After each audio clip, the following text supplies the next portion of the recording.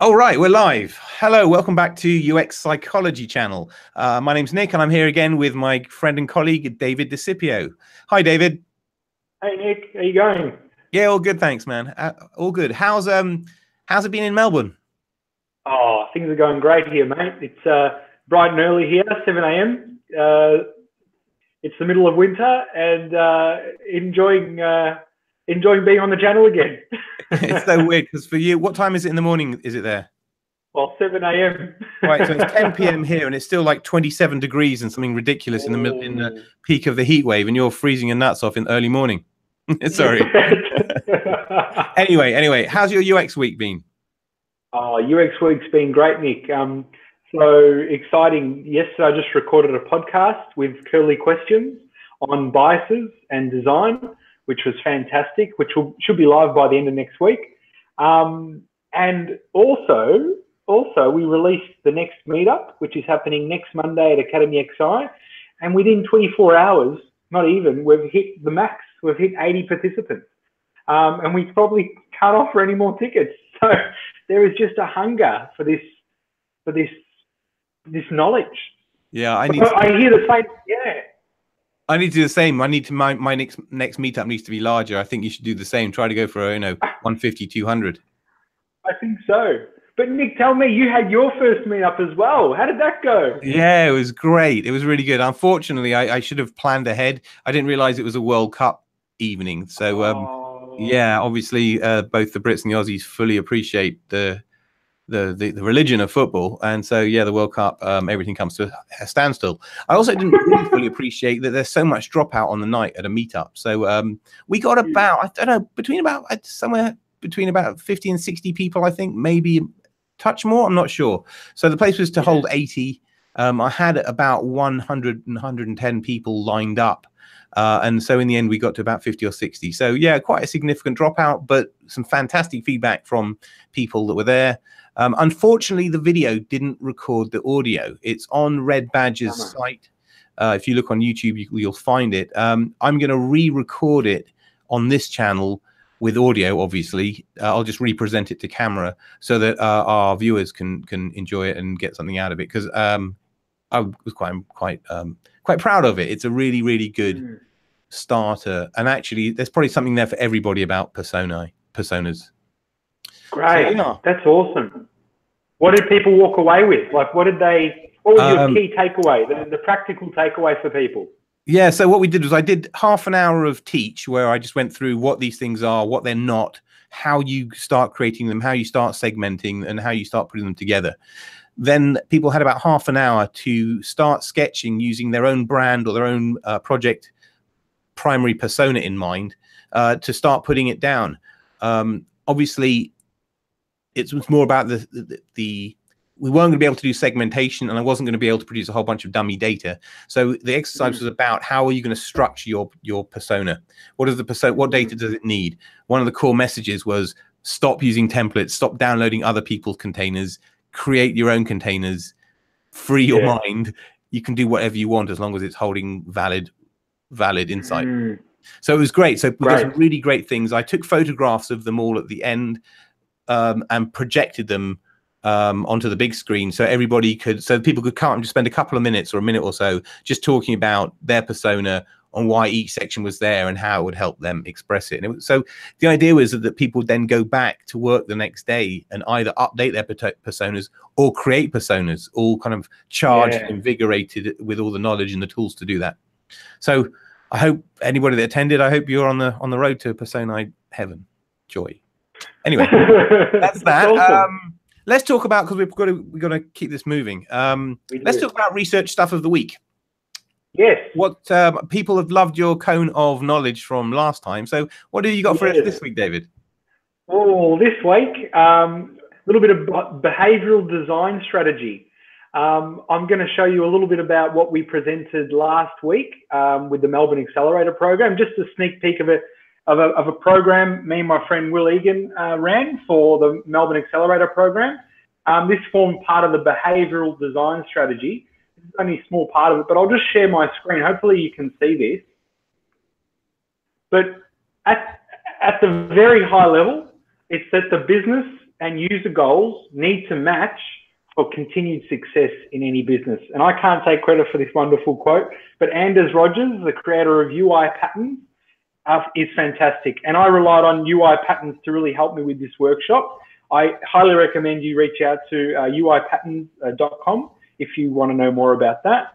And I don't work for UI Patterns, by the way. I just think their products are great and I always spruik them. But at a very high level, what they talk about is how user goals and business goals need to align in order for there to be success with any design or product. That's the sweet spot in the middle. Tied to business goals are also behavioral goals. So a good design goal and business goal will have a good behavioral goal as well. So as in form of a definition, the user goals are the tasks that users must be able to complete with your product. This is the basis of user experience. For example, sign up, checkout, book. These are the tasks that users need to complete. Business goals are specific strategies to leverage to accomplish overall business objectives. So this might be, for example, getting more paid subscribers via a sign-up form. Like I mentioned before, behavioral goals are really important and something that sometimes don't get considered, especially when you're focusing on business goals or user goals. So behavioral goals is this new element that, as UX psychologists, we're really interested in. These represent the change in the way people act. They are observable and measurable changes. They're in cognition and in motion. So these are certain things. So if you neglect business goals, you'll hinder profit. If you neglect user goals, you'll hinder adoption. And this is the crux of it. So I have an example here as well. Just quickly, Nick, if we just have a moment, that might just explain this a little bit better. This is a platform called OSMED, and they help health professionals document their professional learning. I use this to keep track of all my CPD as a psychologist. So the business objective here is to increase the number of paid subscribers through this platform. The business goal is to get more paid subscribers via free documentation of CPD. So once they sign up here, they can use this tool absolutely for free. The business goal is essentially to get more paid subscribers through this free sign up. The behavioral goal is to get more people to document their CPD online, which is a huge leap. You can just imagine right now CPD and the way people keep track of their professional learning is via emails, via a little bit of information they've got on a piece of paper. So actually shifting people from paper and pencil over to technology is a big leap. That's a behavioral goal, and if you can achieve that, very successful for business and for users. And also getting more people to start clicking documenting. So making this process to sign up as easy as possible.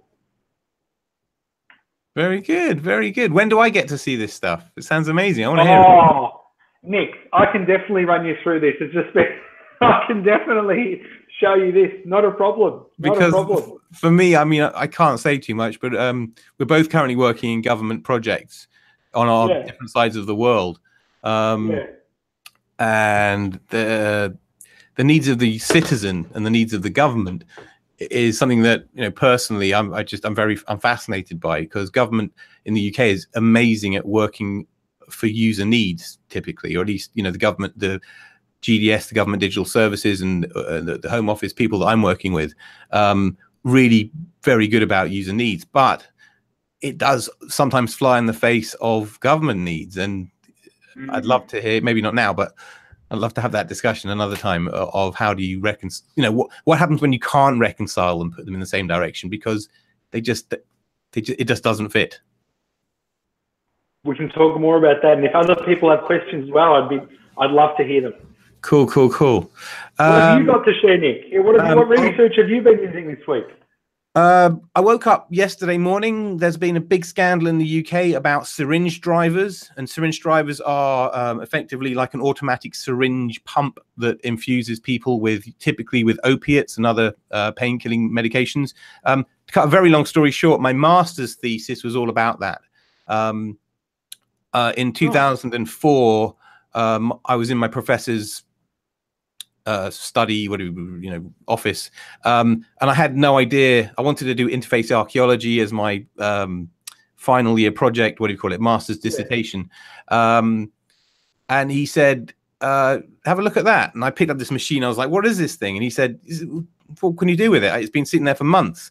So I said, well, what is it? And that was that. And I took it off and I started doing heuristic evaluations on it. And it turns out that this thing is an absolute fucking, pardon my French, disaster, right? An absolute interaction design nightmare. And when you figure that this is a robot providing heroin, you know, to children and old people and everybody else, it's completely bonkers. Anyway, to cut a long story short, 2004, I got a distinction for the work. Wow. And I was like, you know, this thing is completely dangerous. You definitely can't have them in service. Fast forward to yesterday morning, and there's now a UK government inquiry as to why they were still running. This particular model was still running until 2015. 2015, that's 3 years ago, right? And I was seeing this stuff in 2004, and my whole motivation to do it was because nursing staff were getting blamed for deaths because it was a UI. It was an interaction design error where a latent error becomes an active error. It was very, very, very bad news. Effectively, for this one in particular, it was holding the memory of the previous dose, which is an absolute nightmare, especially if you're dealing with neonates where 0.001 makes all the difference between life and death, and it comes in at 0.1 from the previous user. You know, bad, terrible things that you'd never design to these days, but it's a non-connected hardware device that doesn't get updated, and it's been effectively floating around and not being updated, the actual not being replaced in the National Health Service, which doesn't have enough money. And you see what I mean? You can see how these things keep going, but I can talk. Sorry, I will shut up because I can go. I'm very passionate about this, but that's big, kind of ground my gears really, because I can't begin to imagine how many people have been injured by this. Not injured, killed. And that just goes into how impactful this type of work can be. We can really change lives and save lives through UX. Mate, I thought by now in 2018, syringe drivers would be programmed by a barcode from the patient's wrist. There you go. You know, why are we even inputting anything with human error? It's so dumb. It's 2018. Barcodes, QR codes, they're old news. They're easy. They're cheap. I don't know. So sorry, I want to change the world overnight. No, let's do very this. Interesting. No, very interesting point. No, thanks for that. That's good. Anyway, should we wrap it up there, David? Because we wanted to try to get about 10 minutes. I think we're about 15 at the moment, and you and I can probably rant on all day and all night. Remind me when your next meetup is. I know it's sold out, but remind everybody when and where, please. Yeah, it's next Monday, the 2nd of July at Academy XI, starting at 6 o'clock. And Ricardo Escalon from For Collaborative will be presenting on speaking to users. Excellent. Good stuff. Well, if you're in Melbourne, get on the reserve list or beg David for a ticket. When's your next one? Next time. Go on, David. Sorry. When's your next one? I haven't got one booked yet. I need to speak to Usabilla, who are going to be sponsoring our next one. I'm going to try to get it for July or August, but more will be revealed. I literally don't know. My head is still spinning from the last one. I still got to record that video, so I need to get around to it. So, yeah, it's coming. No worries. It'll be a bigger venue. What is the one other plug I needed to do? Yes. Anybody wants David and I to talk about a specific subject and spend maybe half an hour on something, please let David or I know through whatever channel you'd like. LinkedIn is probably a good one. And we will start to create some much more specific content around specific subjects that you guys are interested in. But also, we're also really interested in feedback. So like and subscribe to the channel, leave the old feedback downstairs. I would love to hear comments of whether you like this stuff, what you don't like, how we can improve it. That would make David and I very happy people. Definitely. That's it from me. David, anything else from you before we go? That's it. Nice. Have a great week, guys. Always a pleasure. Thanks for watching, everybody, and we'll see you next week. Thanks for watching. Cheers. Yeah. Bye-bye. Bye.